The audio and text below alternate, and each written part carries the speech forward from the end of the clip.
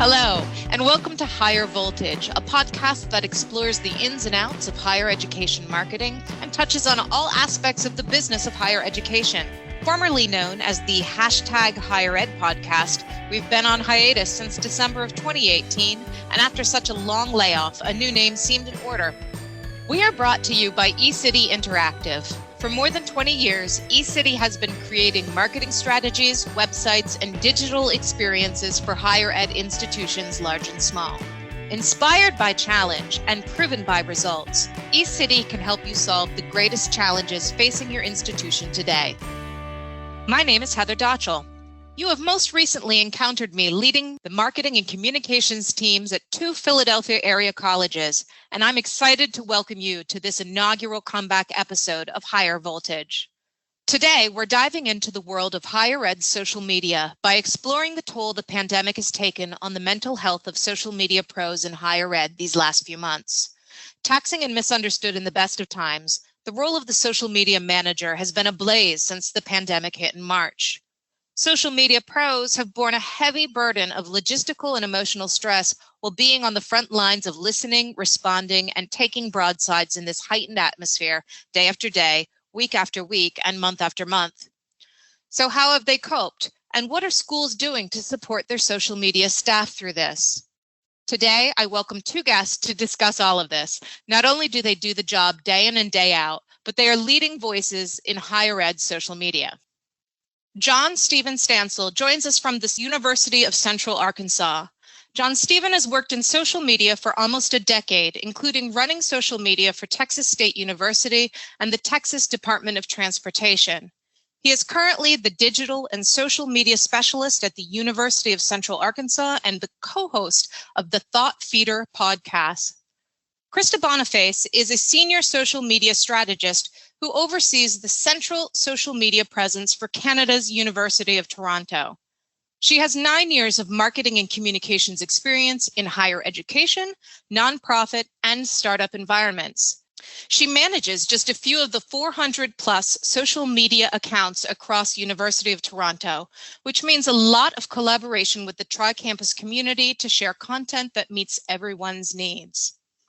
So, Jon-Stephen, can you tell us a little bit more about yourself, your journey in higher ed social media, and anything else you think we need to know? Well, definitely. I think you pretty much covered it, but thanks for having me. I'm great. I'm excited to be here on the inaugural revamping of the podcast.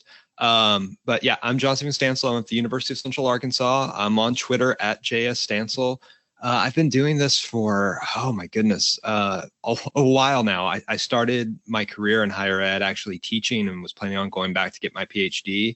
But I started using social media in my classes and for my department and just really loved it and kind of had a knack for it and explored the possibility of doing that full time, which I did at Texas State University.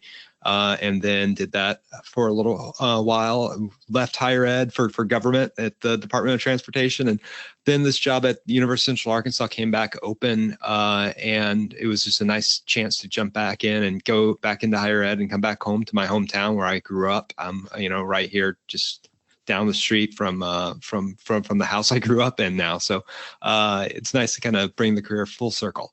Excellent. So Krista, same questions for you. What do we need to know about you, your career, and your passions? Well, a little bit about me. I'm tuning in on this podcast from Canada. So, hey, from up north. I'm happy to be joined by all these amazing voices in higher ed. So I'm happy to be here. My journey in higher ed actually started when I was still a student. I was a residence assistant. I was very involved when I was an undergrad. I love the university impact on students and how it really changed their lives as they went into the working world. I actually went out into TV and film nonprofit after that. I worked for the Canadian Screen Awards, which are sort of like the Oscars up here in Canada. It was a wild ride there. Nonprofit is quite similar to higher ed and very different in other ways too. But I did a lot of red carpet social media at the time in that job. I was one of the first people in Canada to use the Twitter mirror with celebrities. So that was pretty interesting. A lot of social media at the time was very activations based. So I wasn't sure if my career was going to take a road into events or social as a job wasn't really formed at the time. And then I went out into doing nonprofit work for also government, but for a Government of Canada project for the Sesquicentennial, Canada's 150th birthday. We are very young. But that was a really great project for me to do a national scale project, and it got my feet wet in working with different communities across the country. And then the position came up at the University of Toronto for the social media officer job. And it was one of the first jobs that was strictly social media. Before that time, about 5 years ago, social media was enveloped into different roles. It could have been also web. It was some reporting, some writing. So this was the first job that was fully social media. And it was sent to me by a couple of people, and I just thought, okay, I'll apply. We'll see what happens. And I got the role. I just loved it. And then over time, I've grown into a strategist role. So now my role has to do with coordinating efforts within our 3 universities. So Mississauga, Scarborough, and Toronto. Very similar in location, but within the greater Toronto area, if you have a map in front of you. So my job is more on the strategy side of social, but I'm really loving it so far. All right, thank you. Let's dive into our conversation. There's not a robust body of research regarding social media and the mental health of those who manage it in higher ed. That said, West Virginia University published an article written by Tony Davies and Ricky Huffman and based on research by Donna Kasich. It was frankly distressing. The report finds that nearly half of social media managers in higher education say they don't have adequate support and resources to ensure good mental health. Furthermore, on an average day, social media staff rate their mental health at 6.3 on a scale of 10, but only at 4.5 in a crisis. Lack of informational notice, lack of time sharing, lack of job sharing, and lack of inclusion in decision-making are all called out as significant contributors to this struggle. Conversely, supportive supervisors and having a voice in discussion and place at the decision-making table help our social media managers' mental health in real ways. So let's start with you, Krista. What did your position look like in the before time of COVID as compared to how that initial flurry of transition really started affecting what you do? Sure. So before COVID, it's like it needs its own little acronym at this point. It's going to be such a huge chunk of our lives. But before that time, we were very news focused. So we have a news team that creates articles and content, and we get kind of a daily report the day before, and then that structures our kind of timely content for the day. We would have a number of videos that would go out, but a lot of it was narrative focused. A lot of it had a lot of creative control. We had campaigns that would run throughout the year, but there wasn't really a lot of content that faced the issues at hand. Whereas in the flurry of transition, we actually were able to form teams, leadership teams that informed what the strategy was like when we got into COVID, telling people, sending them to websites that had Q&As of how to, kind of transition out of housing or working from home or studying from home.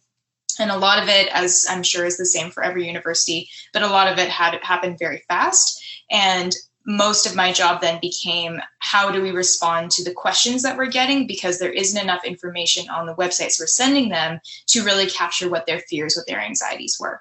So my job then became more of the issues monitoring, creating reports, and then having those reports inform what the content was that we were creating to start trying to answer those questions and lessen the burden on our help desk team, which I'm sure we'll talk about a little bit more. But yeah, a lot of my job has changed, and also people on my teams and the roles around me have changed in order to accommodate what our community needs at this point. Okay, thank you. Jon-Stephen, what about you? Pretty similar to kind of what Krista mentioned. It was your typical, if there is a typical social media day. I'm not really sure that exists, but a lot of informational posts. We were thinking about running our paid ads for enrollment, working on, we had a giving campaign coming up and really thinking about that. But for us, one thing, we had a crisis communication committee that met once a month to kind of talk about issues that we thought were coming up. And, one thing I had noticed, both my in-laws live in China. So as we were starting to hear reports and they were isolated and quarantined, I brought that up to one of our crisis comm meetings, like, hey, this is something we need to look out for. Is this something, what are we doing for our international students who might be affected by this already? And what are we going to do if it happens here? And remember having that discussion and somebody bringing up, well, we probably need to have a plan in place for communications if we have to shift the campus remote. And I remember thinking to myself, just rolling my eyes in my head, like, that's never going to happen. It's not going to get that bad, right? And this was probably in January, I think. And you kind of monitored the situation as it started to progress. In Arkansas, we were hit a little bit later, so we had kind of the luxury of seeing how other universities were responding before we really had to. Kind of seeing the dominoes fall and know that it's gonna hit you at some point. So we kind of had that luxury to kind of model our response after what was working at other universities and what avoid some of the pitfalls I think we saw some other universities fall into. But yeah, that flurry of transition, it happened it was quick. Once it started to fall, it was, okay, what are we doing now? All right, go home, everybody. We're remote. So, and I think, and since that point, we've kind of managed to have everything in order. So when those communications need to go out, there's kind of a plan and protocol for it. And we can do it pretty quickly. I think at the beginning it was everybody kind of, a good Southern phrase, running around like a chicken with your head cut off, and not knowing what to do or who to have the approval from. And now it's all very streamlined, where even if we get that communication that, hey, this needs to go out in 5 minutes, we can ship real quick. Both of you mentioned that there was, though, a bit of shift from having an outbound narration focus to a lot of what you did to kind of constant reactive and proactive crisis communications. Do you think that shift changed the way that the administration at your universities viewed social media and that position? I think it definitely became a primary channel. Like the amount of time and effort that it takes to put into a single post that can reach, for our point of view, I think it's like 500,000 people. So I think they kind of understood the impact of making a statement via social rather than putting it internal. Like there's a bigger voice there than they realized, I would imagine. Yeah. And I think, what I'm seeing across the board is kind of a mix at different universities, how it's treated and where it's pulled in. And the ones that I think are the most successful are the ones where they're getting that social media person in the room to talk about it and say, hey, this is what we're planning, or what's the best way to share this on social media, as opposed to handing over the information and saying, just post this.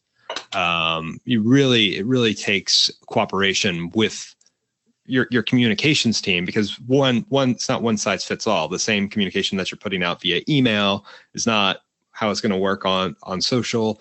And we can't put emphasis more on one than the other. We've got to have all those different gears working together. You've got to have email, you've got to have the information on the web, we've got to share it on social. And on social, there's all those other tiny little factors to think of, well, we can't share this on Twitter the same way we're doing it on Facebook, and it's a different audience there, and who's monitoring those questions. Even sitting down, being part of that planning committee and sitting down with university stakeholders and writing up a list of talking points of expected questions that you think you're going to get on social. Because these happen at all hours, it'll be 9 p.m. and a parent has a question about move-in day, and I can't call the director of housing and find out the exact answer to that question. I could, but she would end up strangling me at some point. So go ahead and anticipating and getting those answers there and confirmed before your audience starts asking them is always a good thing. So who all is monitoring those questions across all of those social media channels? Is it just you? Do you have larger teams? What would you say is typical? I don't know I don't think there's anything typical in higher ed social media, but for us, it's me. I'm a team of one. I'm monitoring all of those. Granted, sometimes my supervisors will jump in and kind of dip their toes in the water, but we don't want to have it overlap and have one person answering a question and while another person's typing it up as well. So it's in my case, it's just me.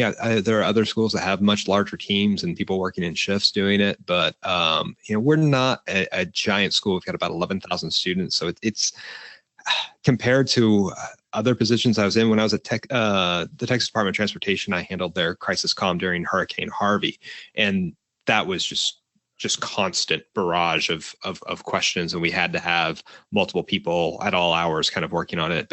But with our student population, it's pretty manageable. Mm-hmm. And for our team, so I work with one other person, and we have access to an issue manager or like issues monitoring software called Meltwater. So we go into there and we can kind of like put in a Boolean search. I've gotten really good at this. It's just like tossing in as many keywords as I can, anything that I can anticipate coming up. I also do Twitter searches just on the platform, just at U of T and add a word and just see if anything's come up in the last few years. If it has, I toss it in.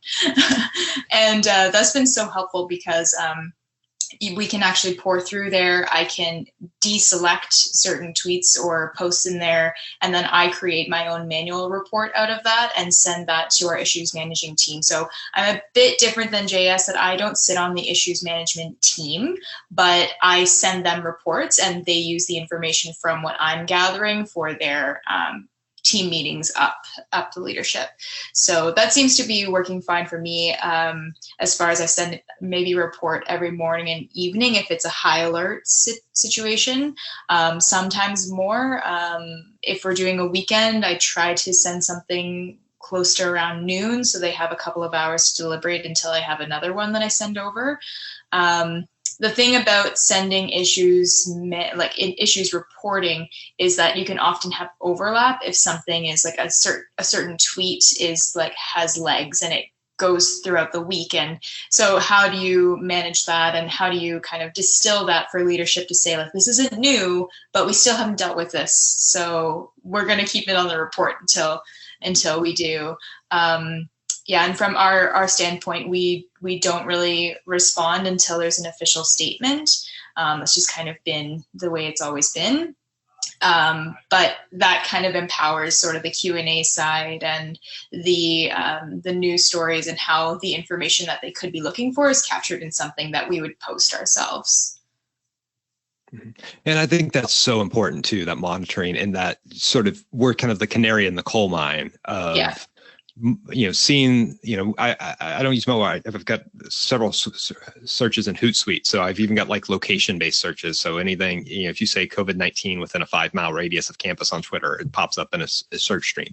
And that can be, that early warning system of, oh, hey, this might be an issue we need to pay. I compare it to tremors before an earthquake. You start to see just little bits of, students upset about something, or one question starts to bubble up a little bit more, and you can kind of give the heads up to your supervisors, like, hey, not sure if we need to respond to this yet, but we're watching this. Mm-hmm. Recently, we knew that course offerings were open on a certain day, and there was still some confusion over the hybrid model and how they were going to select their courses, especially for international students. So we knew that date was coming up. So it can you can go backwards too, as far as like knowing that something's going to come up and watching for those terms.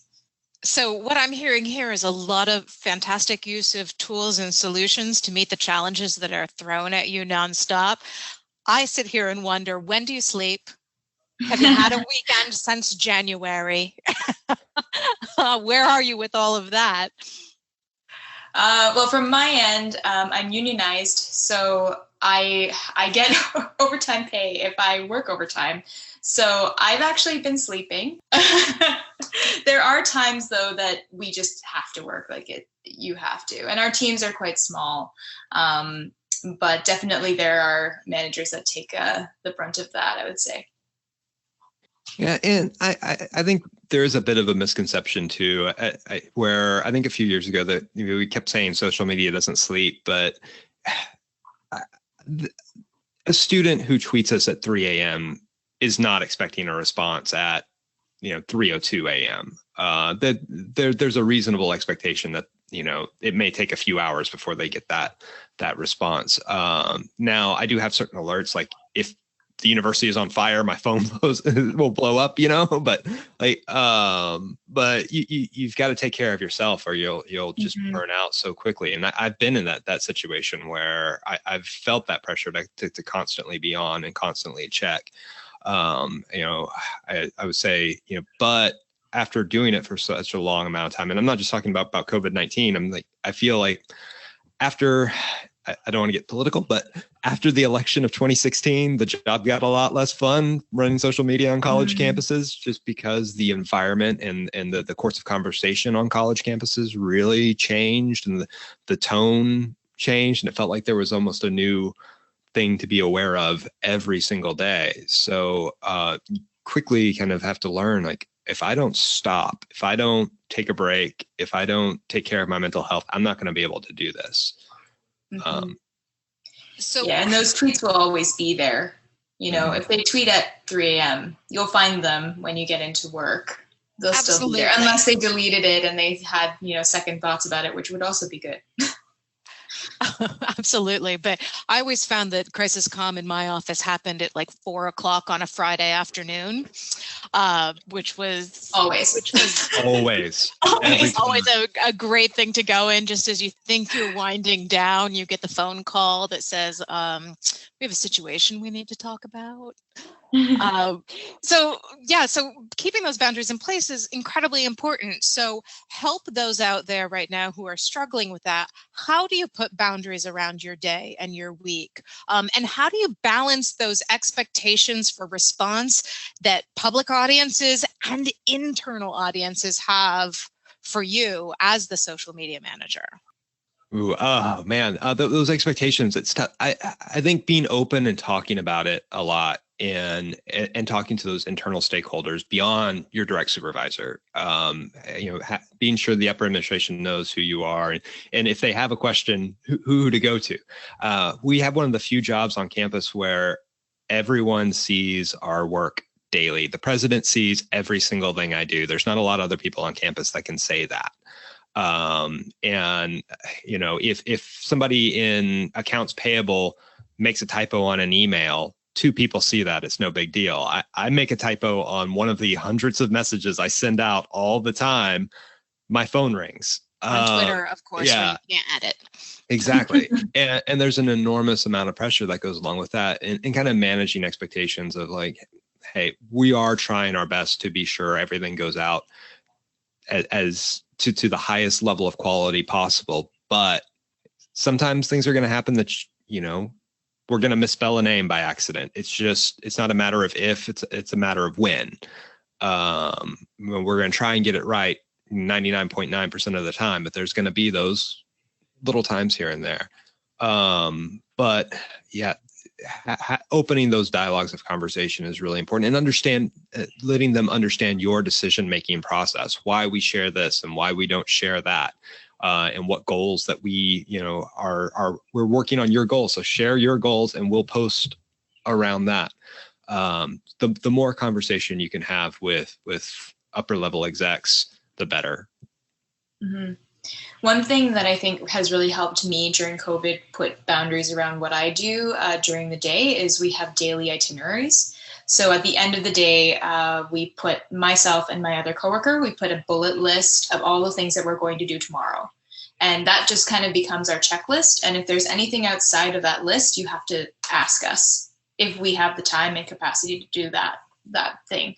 And that actually itinerary goes into a huge itinerary kind of document. So every team within the communications department has an itinerary, and then it all goes into one schedule. So everyone in the entire office can know what each group is doing.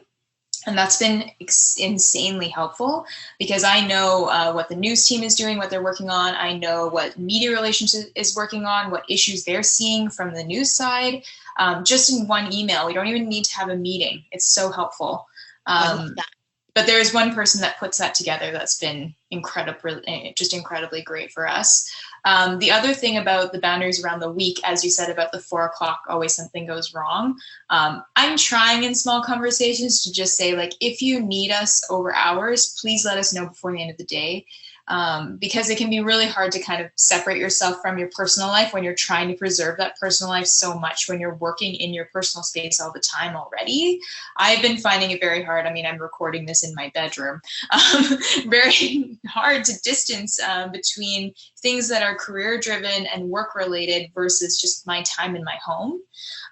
So I have a phone bed. I've talked about this in a presentation before, but I have this little lock box that my phone goes in at night.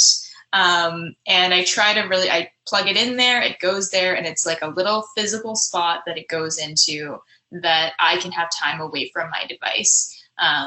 And it took a long time to get to that point, because I always kind of wanted to be around in case something went wrong. But now I'm kind of in the point where it's just like, okay, things will go wrong if I'm not okay. So got to preserve myself first. And those boundaries are so important to us doing our job well. We have jobs we live in a constant state of distraction. There's not, 15 minutes that go by without me at least once saying, now what was I just doing? Because I'm getting pinged on Twitter, an email comes up, or some other little piece of distraction. So I have to work very hard to minimize all other sorts of distractions. So if you ever come into my office, it's like Marie Kondo level clean, like impeccable, all the way from my digital desktop. Like I don't keep a lot of files on my desktop, all those sorts of things, and setting that expectation of, hey, if you need me, here's how I prefer you interact with me, how I'm going to see this message as quickly as possible.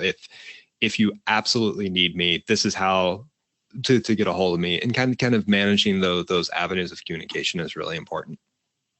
I've even said, I've told my boss sometimes, like, okay, from 1 to 1 o'clock to 2 o'clock, I'm turning my email off. Like, that's not how you get me for something that you need right now. That's right. How, if you need something immediately, you've got my phone number. Like that's how you contact me for an emergency. Related to that, so I have met both of you via social media. We've never actually met in person, and have developed relationships that way. I know. How do you balance personal and work accounts during situations like this? Because we've all met because we're very active personally on social media as well as professionally. How do you balance that so you're not one's not contributing to the stress of the other? Well, for me, I kind of use my personal accounts to engage with the community that supports me so much. Like, I think it's probably the same for all of us, but I use Twitter to connect with people that I can vent to, I can connect to for resources. They might be in the same boat as me. They may have gone through a hard time like I have. And just sharing resources with that community, contributing as much as I can because it gives me so much, has been really rewarding. Also, I use my personal accounts to really tweet during conferences. I'm like a big conference tweeter. I take all of my notes during conferences on Twitter so I can go back. It's like a public record for myself. And it's a really fun way to meet other people through being really active in those moments where everyone is on a certain channel and a certain hashtag. And then I will retweet articles that I think are like interesting, or I think that I did a really great job on the caption or something like that. But I very rarely put my work stuff on my personal account. Yeah, I would say the same thing as Chris, as far as finding a community that you can connect with other social media managers. Until you've run social media full time professionally, and in the midst of a crisis, you can't really understand the struggle of it. Like you need other people. And so often we're armies of one. I'm the only full-time social media person on my campus. Like I have no one I can commiserate with or compare notes to or bounce ideas off of even, like it's so valuable to have someone else. Like I'm thinking about doing, I've got this project in mind. What do you think of it? Well, there's no one really else on the campus that understands the ins and outs or can point out holes in it or something like that. Mm-hmm. I think the trouble, though, that we run into sometimes is that the source of our stress is also the relief from our stress. Like I want to turn off at the end of the day, but then there's also, there's this great community of other social media managers I still want to connect with in my off hours when I'm relaxing. We're in social media because we love the job. Like I do. It sounds terrible, but I eat, sleep, and breathe this. Like I really do enjoy what I do. So balancing that and sometimes, just saying, all right, I got to put the phone down and just escape into like a just super long book and do something else is really important. I know for me, having a son now, being a dad has really changed the way I approach social media. It's like, well, I got to put the phone down now because this kid's way more important than whatever's going on Twitter. So that's helped out a lot. That's kind of forced me to set some boundaries. But again, having that community is really helpful. And then I would also say for personal accounts, if we're in higher ed, and for me, starting out as a teacher and thinking about going to get my PhD, that mindset of publish or perish was really drilled into me. So to me, sharing my professional knowledge on Twitter is part of my job. It's like and going and presenting at conferences and sharing that knowledge and being, I don't like the term thought leader, but like being a thought leader. Just go ahead and own it. No, I don't really like the. I say a resource. My coworkers, I have to tell you, my coworkers were thrilled that I was on this podcast with you. They're super fans, so I think you have a strong following. I would say a good citizen of our professional community is what I want to be. I like that. I like that too. And I think that's important for all of us working in higher ed. I agree. Okay, so let's talk a little bit then about wrap up. We've talked about that transition and some of the challenges we're facing. Maybe we haven't hit on what you personally struggle with most. So what are the ways that you can be best supported? When I was reading the research out of West Virginia University, what struck me was that supervisors and teams were what made the biggest difference, it seemed, in the mental health of the social media managers. In my departments previously, we actually never had a full-time social media devoted position. It was always shared or a large chunk of the position, but it was never on its own, which I think is not uncommon across colleges and universities that we see. So when I read that, I thought, okay, so what would I do to best support my staff here? So what does your audience need to know? What does your administration, your supervisor, your coworkers, your faculty need to know to best support you in your job? I think just one thing is we need to put our phones down sometimes. Like, give us some time to be away. We can't be accessible all the time. Especially like for me, I know I struggle because I'm addicted to social media, and I'm sure it's a reason that I'm in the position I'm in, because I just got so used to consuming it, and then I got more ideas, and then I wanted to do things that I saw in teams that had way more money than me, and I was like, no, I'm going to do that anyway. I'm going to figure out a way. So it's a way to get inspiration, but you can get all consumed by it, and I like to liken it to a casino. You just keep scrolling and you kind of lose track of time. But I think just the idea that the platforms that we work on don't sleep and they don't close down. It's not like once you send out the email, you get the comments back, and then you have to wait until you send in another one. There's kind of like an in-between for some other jobs that they don't get, a conversation in between, but we can get that conversation all the time. So maybe a little bit of some understanding that there needs to be some downtime, even in a crisis, and probably more so for a crisis, to have some shifts or some ways that other people can be involved in the care of the crisis at the time. Yeah, I would definitely agree with that. Supervise with their social media person from time to time. They need to say, hey, especially during a crisis, and now it's crisis 24/7. So like, hey, how you doing? How you holding up? Is there anything that we can do, to kind of lighten your load a little bit? Because I think with social media, sometimes we're a little hesitant to ask for help. Yeah. And be understanding that those comments that your social media manager is reading affect them, because it's a constant barrage. And it took me a while to understand how even damaging it was to myself. I've often, and I still probably need to stop this, but I often joke about working at the Texas Department of Transportation and saying that there's nothing you can say that hurts my feelings anymore on social media after receiving so many complaints. But that damages you after a while. And it's hard to separate yourself because, professionally, when they're saying criticism, it's not at the social media manager, it's at the university or whatever entity you're representing. But it's so hard to separate that. I tweeted recently, as like, when we speak as our brand voice on social media, it's always we, we. But when we are criticized, it's always you. You need to fix parking. You need to do this. You need to do that. And just reading that constantly can wear on one's mental health very quickly. And not telling your social media manager, oh, just shrug it off or just ignore the trolls, because that's not something that really can be done.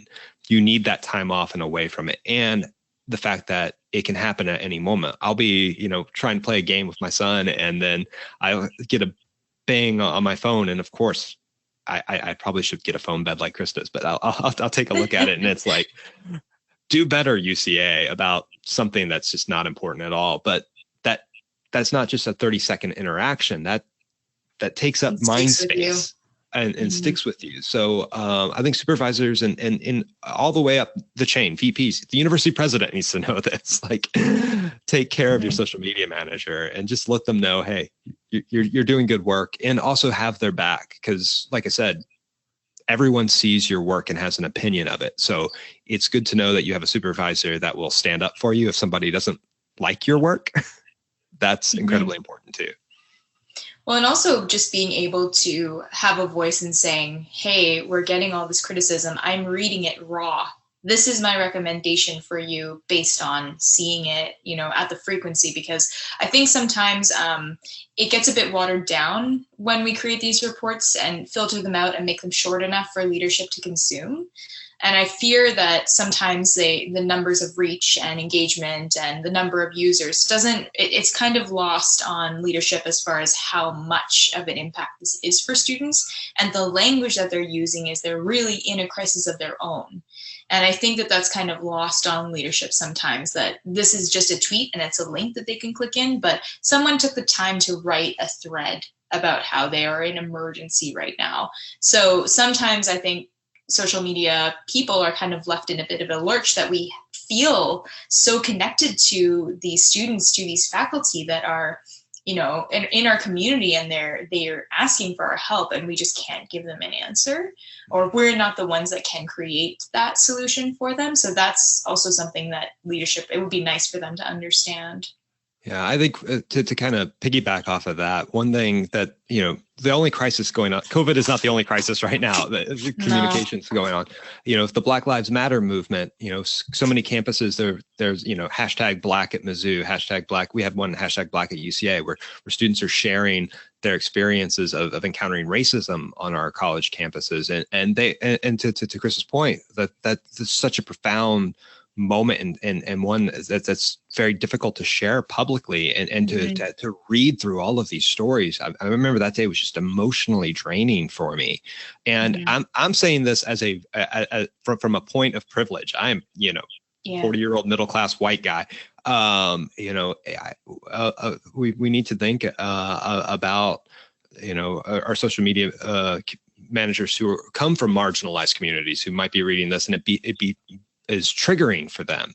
And then that's part of their job, and having those mental health resources and having those conversations afterwards of saying, okay, well, let's we're going to deal with this on social media and the school's going to deal with it, but let's also focus on your mental health, having gone through all of that information. Mm-hmm. Yeah, and it's a bit of a different crisis responder position, because it's not like somebody's coming at you saying, this is my issue, help me. It's like, this is my issue, it's your problem. Like, what are you going to do to fix my problem? So it's not a simple, you give them a resource and that's it. Yeah, it's a bit more complicated that way. I wish there was sort of like a crisis responder course for social media professionals. But I think it's really nuanced depending on what the issue was. Like Jess was saying, like for us, mental health, like student mental health has been a big topic for us. And it hit me personally really hard.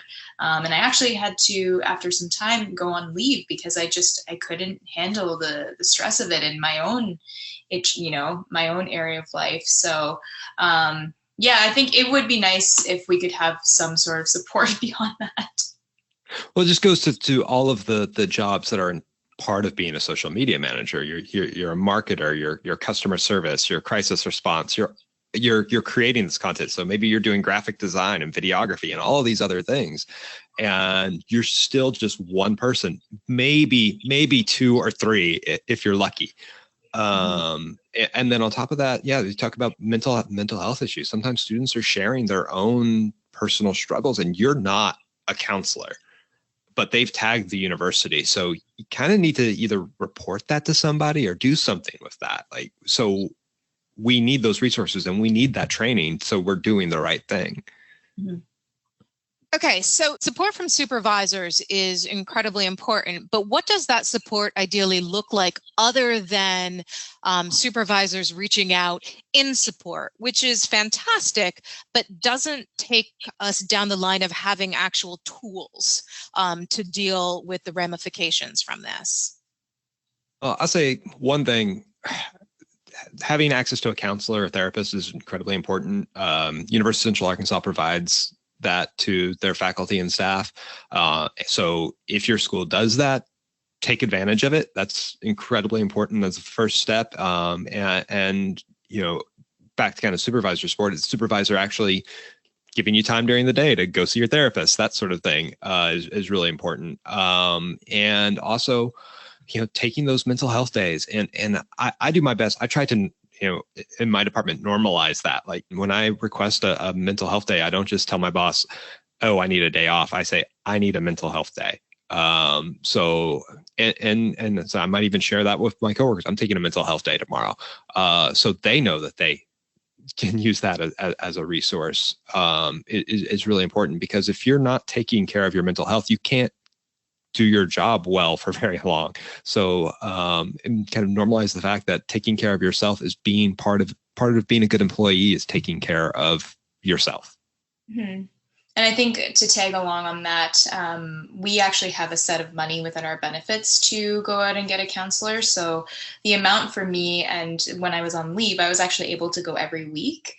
So that was amazing just to have access to that, and it helped immensely.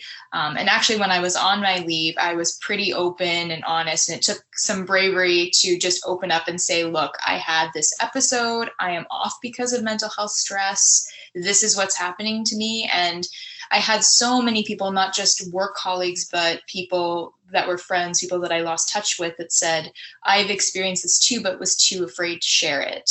And I think just being able to normalize that work can have an incredible amount of stress on your life. We work more than any other activity in our lives. That's just how it is. I don't love it. But if your situation is not more positive than negative, it's definitely going to affect your sleep, your mental health, your eating patterns. Like, it's not just mental health and in your brain. It's how your whole body functions. So it's definitely something that if you can be open and honest with yourself and with others, it will help normalize it and remove the stigma. We also have a wellness hub at the University of Toronto that allows you to take webinars. So there's webinars on burnout, there's webinars on compassion, being compassionate to yourself, which I think is not necessarily related fully, but it actually is connected in a way that if you are compassionate about yourself, you will take the time for yourself.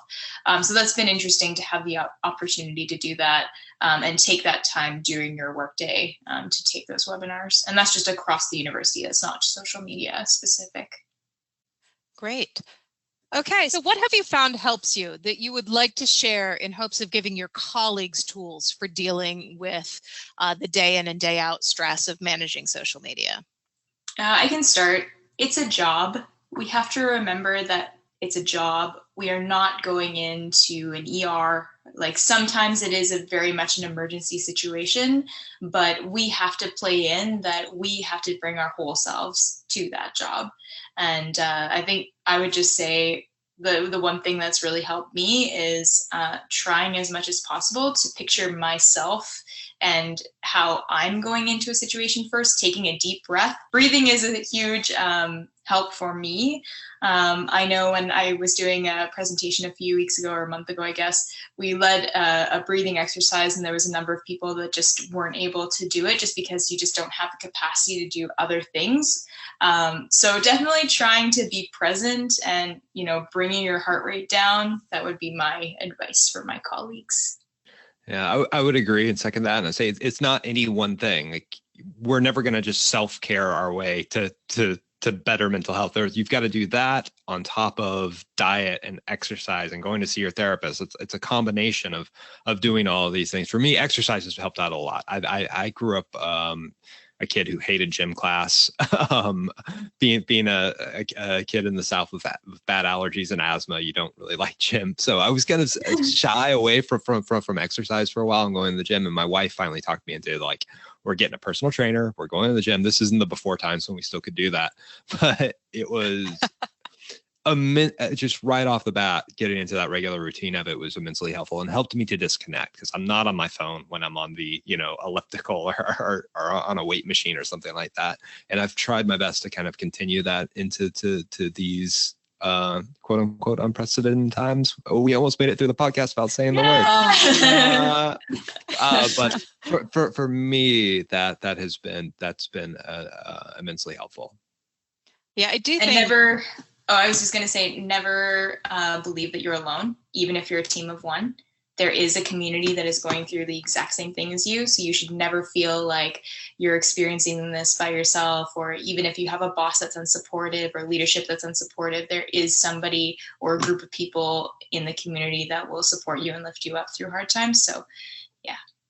So I would say that when I'm trying to disconnect and manage stress, I try to set aside discrete non-work related things that force me to unplug, usually in the form of reading and or television.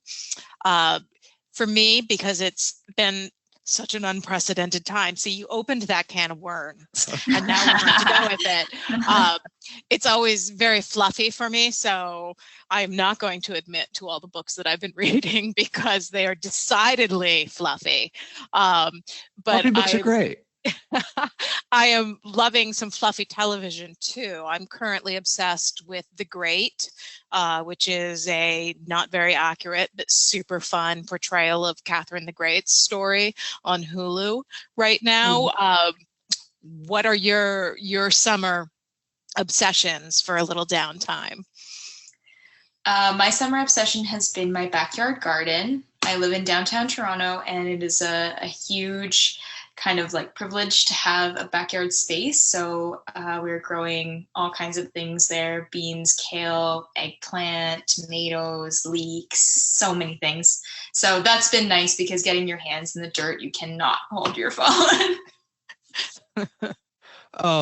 For me, generally I'm a very, very avid reader. My master's degree is in literature, so I like to read big, weighty books. But ever since the pandemic. Like, I haven't been able to do that. I was reading Lang Ma's Severance, which is about a pandemic, and just realized like this is not what I need to be. Like, it is it's just too real for me right now. So I've been playing Animal Crossing. Nice. You and the rest of the world. Yeah. It's what the world needs right now. It's just, it's kind of mindless. I can kind of zone out and kind of like reset my brain and just not, it's a very low stress video game. I can play it with my son, and, you know, he's 3.5, and he just tells me what to do. Go here, build that, cut that tree. That's been a lot of fun for me. So that's been a nice indoors escape.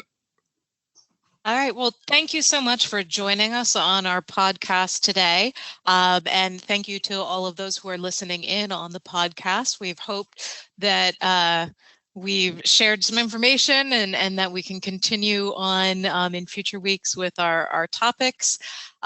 Do either of you want to give a last shout out of where you can be found if somebody would like to follow up in conversation? Sure. You can find me on Twitter at Krista Boniface. You can message me, chat with me pretty much about anything. I'm pretty active on there. And you can find me on Twitter at Stansel. You can check out my podcast, Thought Feeder Pod. We do that. I do that with my friend Joel Goodman about once a week. I blog on occasion at jstansel.com. And that wraps up the first episode of the new Higher Voltage podcast. We're grateful to both of our guests for taking their time to join us today, and we're looking forward to more great conversations with higher ed thought leaders in the weeks and months to come. If you'd like to explore our topic further, please feel free to reach out to me on Twitter at @HDotchel.